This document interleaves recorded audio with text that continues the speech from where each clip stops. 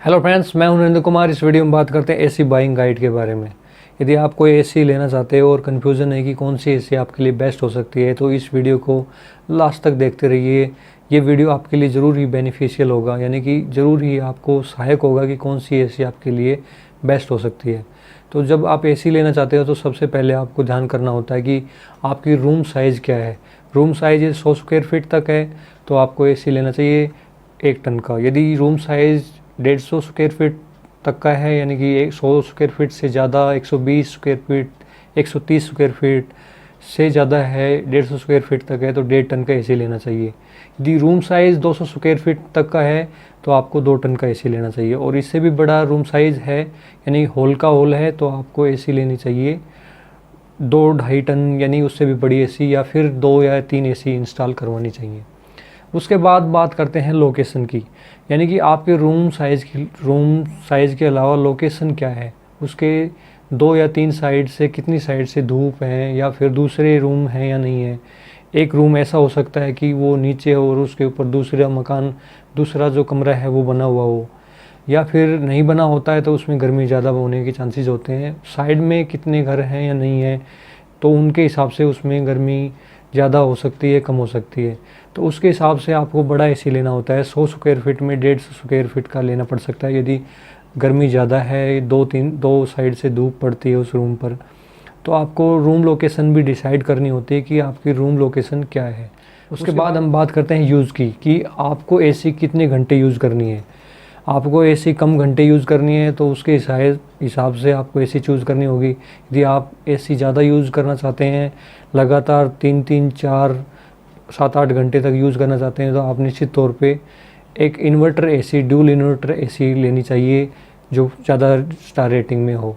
तो इसमें मैं कहना चाहूँगा कि कौन सी एसी आपके लिए बेस्ट हो सकती है, तो यूसेज यानी कि यूज़ पर भी डिपेंड करता है कि आपको कितने घंटे यूज़ करनी है।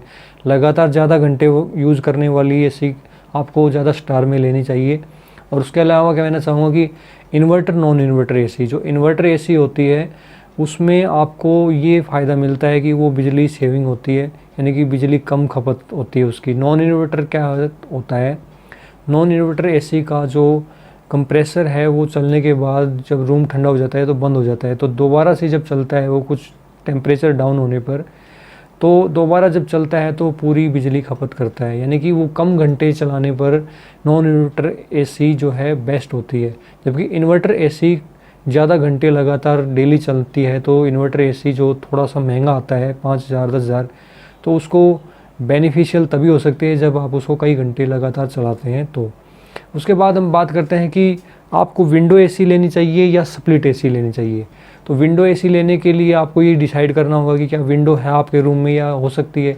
यदि आपका रूम ऐसी जगह में घर के भीतले हिस्से में है जहाँ पर विंडो नहीं है, तो आपको निश्चित तौर पर स्प्लिट एसी लेनी चाहिए।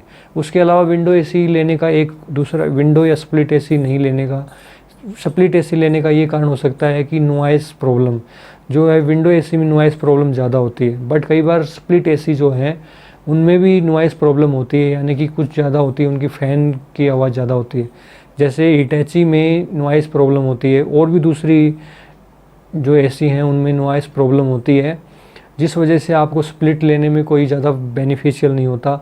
आप यदि विंडो रूम में है तो आप विंडो एसी ले सकते हैं।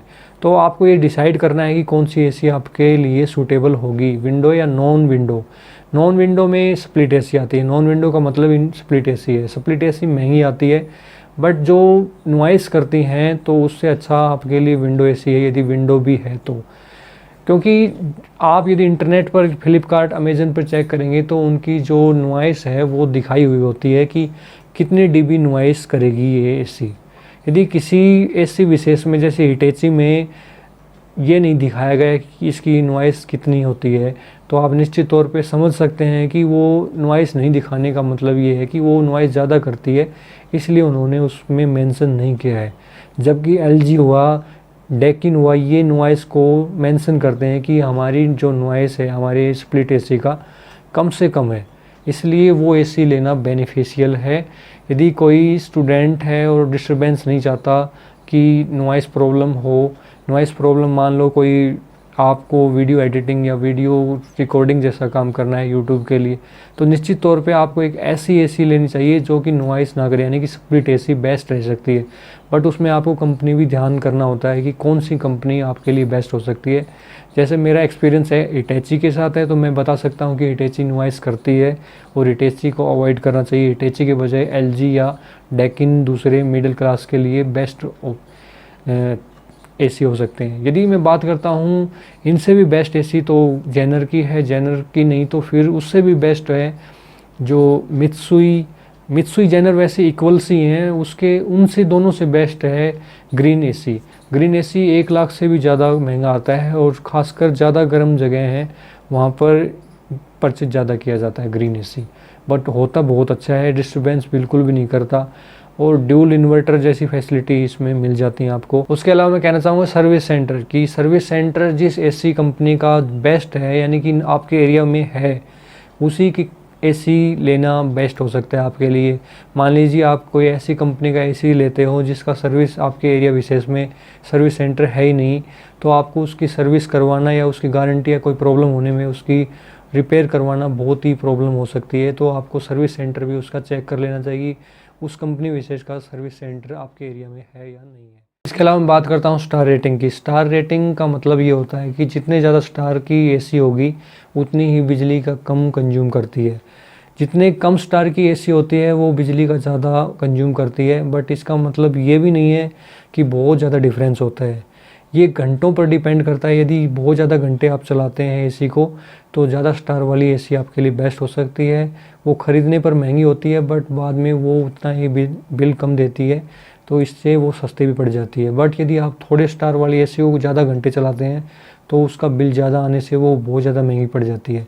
बट यदि ज़्यादा स्टार वाली एसी को आप थोड़े घंटे चलाते हैं तो उसका जो बिल जो आपने पे किया है वो कोई ज़्यादा डिफरेंस नहीं होता और उसमें आपको कोई ज़्यादा बेनिफिट नहीं होता।